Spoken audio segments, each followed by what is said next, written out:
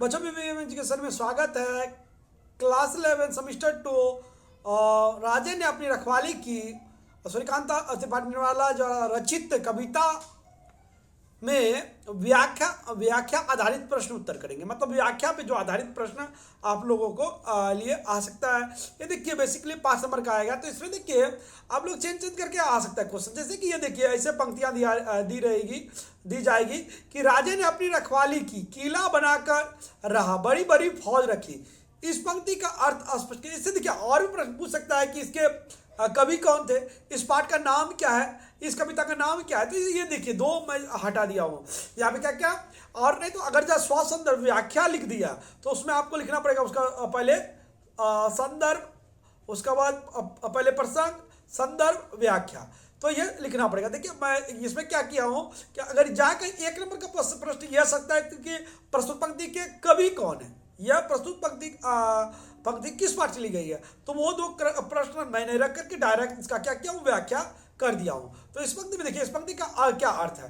राजे ने अपनी रखवाली की और साथ ही इसके जो है अपने कविता का उद्देश्य, इसी विषय में इसी वीडियो में हम लोग जानेंगे कि कविता का उद्देश्य क्या है। ऐसे आ सकता है आपका क्वेश्चन कि पंक्ति का आधारित इस कविता का उद्देश्य लिखिए। मतलब कविता के आधार पर, कविता के आधार पर क्या उद्देश्य हो सकता है उस विषय में। और साथ ही मैं बताना चाहता हूँ कि इससे जो पहले मैं वीडियो अपलोड किया हूँ उसमें 2 नंबर का प्रश्न उत्तर है, और उसके पहले जो वीडियो अपलोड किया हूँ उसमें कविता की व्याख्याएं है। तो अगर वो नहीं देखे हैं, अगर आप लोग का नहीं हुआ है तो प्रीवियस वीडियो में जाकर के वो देख सकते हैं आप लोग।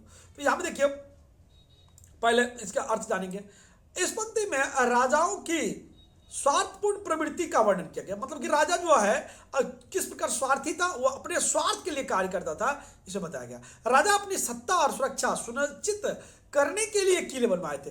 किले जनता की रक्षा के लिए नहीं, जनता के धनों की रक्षा के लिए नहीं, बल्कि किसके लिए बनाए गए थे कि ताकि राजा का जो राज है वो सुरक्षित रह सके थे। और बड़ी बड़ी फौज रखे थे, बड़ी बड़ी फौज रखे किस लिए रखे थे, अगर जनता प्रतिकार कर दे तो उससे लड़ा सके, अगर पड़ोसी राजा उस पर आक्रमण करे तो उसके विरुद्ध लड़ा जा सके। वह जनता की रक्षा के लिए नहीं रखे थे। यह जनता की भलाई के बजाय उनकी अपनी सुरक्षा पर केंद्रित था। ये बड़े बड़े फौज जो थे वो अपने किला की सुरक्षा के लिए रखे थे, ये राजा के आम जन की भलाई के लिए नहीं। यही सूर्यकांत जी ने इस पंक्ति में बताया है। अब देखिए यहाँ पे जो कहा गया है प्रश्न नंबर 2, चापलूस कितने सामंत आए, मतलब कि लकड़ी पकड़े हुए। इन पंक्तियों का अर्थ, इसमें भी वही आ सकता है प्रस्तुत पंक्ति किस पाठ से ली गई है, इस पंक्ति की व्याख्या या आशय स्पष्ट करे। आशय स्पष्ट करेंगे तो इसका भी क्या कीजिएगा, प्रस्तुत पंक्ति का माध्य मतलब आशय यह है चापलूस। देखिए चापलूस मतलब क्या, किसी का चापलूसी करना, हाँ तुम बहुत अच्छे हो ये वो बताना, वाहवाही करना। मतलब का लकड़ी मतलब उसको जो स्वार्थ है वो अपने पकड़े हुए, मतलब स्वार्थी के लिए, वो अपना काम बनाने के लिए। तो देखिए चलिए इतना आप बोलने से पहले इसके अर्थ को जानेंगे। इन पंक्तियों में सामंत की चापलूसी प्रवृत्ति का वर्णन किया गया। ये सामंत अपने स्वार्थ को साधने के लिए राजाओं की चापलूसी करते थे।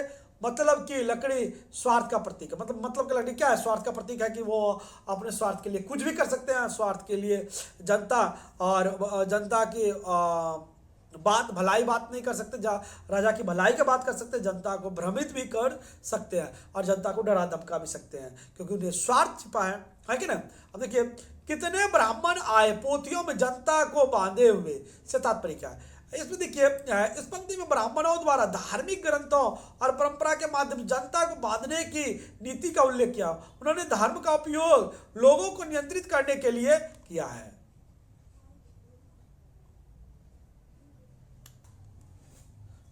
कवियों और लेखकों ने राजाओं की छवि बनाने में क्या भूमिका निभाई। देखिए कवियों ने राजाओं की बहादुरी के गीत गाकर, लेखकों ने लिखकर और इतिहासकारों ने उनके कार्यों की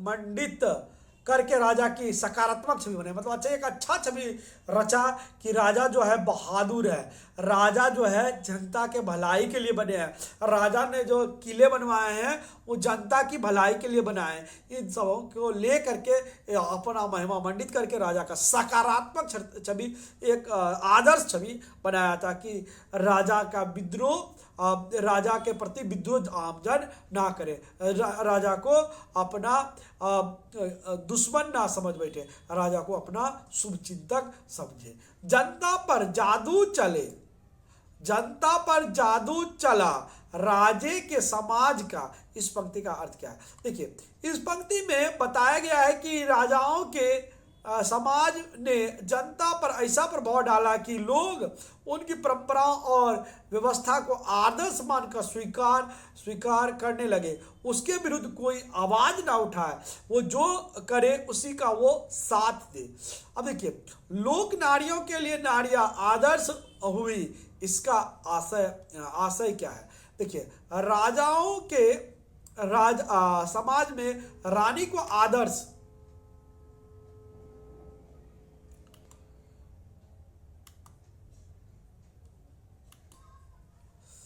प्रस्तुत किया गया है, जिससे लोग नारियां भी उनकी तरह बनने की कोशिश करती है और राजशाही समाज के नियमों का पालन करती रहे।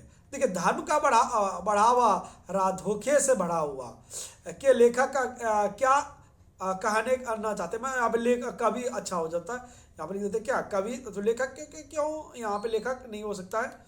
यहाँ पे क्या हो जाएगा? कवि। यहाँ पे लिख दीजिएगा कवि, कवि तो हो जाएगा। देखिए, ये कवि,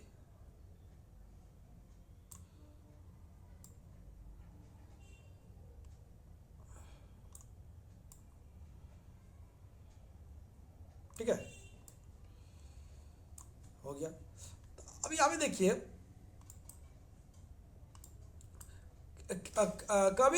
कवि कहना चाहते हैं कि धर्म का उपयोग लोगों को धोखा देकर नियंत्रित करने के लिए किया गया। धर्म के नाम पर आम जनता को भ्रमित किया गया। धर्म के नाम पर आम जनों के साथ धोखे किए गए। इतना लिख दीजिएगा तो हो जाएगा। लोहा बजा धर्म पर सभ्यता के नाम पर। अब देखिए, लोहा बजने का तात्पर्य है यहाँ युद्ध से। धर्म के नाम पर क्या हुआ? युद्ध हुआ। सभ्यता के नाम पर क्या हुआ? युद्ध हुआ। इसी पंक्ति में बताया गया। इस पंक्ति का तात्पर्य धर्म और सभ्यता के नाम पर युद्ध हुआ, हिंसा हुई, इनकी आड़ में शक्ति और सत्ता की लड़ाइयाँ लड़ी गई ताकि राजा और मजबूत हो सके, राजा का साम्राज्य और बढ़ सके। और खून की नदी बही। इस पंक्ति में क्या चित्रित किया गया है? इस पंक्ति में युद्ध और हिंसा का भयानक चित्रण किया गया। राजाओं के स्वार्थ और सत्ता का संघर्ष में निर्दोष लोगों का खून बहा। देखिए, जनता ने आंख कान मूंद कर क्या किया? देखिए, जनता ने आंख कान मूंद कर राजा को अपना आदर्श समझा। देखिए, जनता ने राजाओं के झूठे आदर्शों, धर्म और सभ्यता के नाम पर फैलाई गई हिंसा और अन्याय को बिना किसी सवाल के स्वीकार कर लिया और राजा के साथ खड़े हो गए, राजा के साथ युद्ध किए। यही होगा। देखिए, आंखें खुली, राजा ने अपनी रखवाली की। इस पंक्ति का आशय क्या? देखिए, इस पंक्ति का आशय यह है कि इसका आशय है कि अंत में जनता को एहसास हुआ कि राजा केवल अपनी सुरक्षा और अपने हित के लिए ही लड़ाइयाँ लड़ी थी, उसकी इस स्वार्थ को पूरा करने में लगे थे। अब इस पंक्ति का मुख्य उद्देश्य क्या है? इन पंक्तियों में जो देखिए मुख्य उद्देश्य क्या है? इन पंक्तियों का मुख्य उद्देश्य यह है कि राजा ने अपनी स्वार्थ और सत्ता को बनाए रखने के लिए धर्म, सभ्यता और आदर्श का दुरुपयोग किया। जनता को बिना सोचे विचारे किसी भी व्यवस्था को स्वीकार नहीं करना चाहिए। इतना ही लिख दीजिएगा तो इसमें हो जाएगा। उसके बाद देखिए, इसमें जो है हम लोग इसमें उद्देश्य के बारे में जानेंगे कि मतलब इस कविता का पंक्ति के, ये देखिए 5 नंबर का ये आ सकता है, 5 नंबर का प्रश्न है, इसमें आ सकता है। क्या प्रश्न आ सकता है? कविता का उद्देश्य अपने शब्दों में स्पष्ट कीजिए। जब देखिए अपने शब्दों में रहेगा तो इस प्रश्नों का जो उत्तर किस प्रकार लिखेंगे, इस वीडियो में हम लोग जानेंगे, यहाँ पे जानेंगे। देखिए इस कविता का मुख्य उद्देश्य राजाओं और उनकी शासन व्यवस्था की सच्चाई को उजागर करना है। इसमें दिखाया गया है कि राजा केवल अपनी सत्ता और स्वार्थ की रक्षा में लगे रहते थे। उन्होंने किला बनाकर, बड़ी बड़ी फौज रखकर और चापलूस सामंतों को अपने साथ मिलाकर अपनी स्वार्थ को साधा। जनता का उपयोग केवल उनकी सत्ता को मजबूत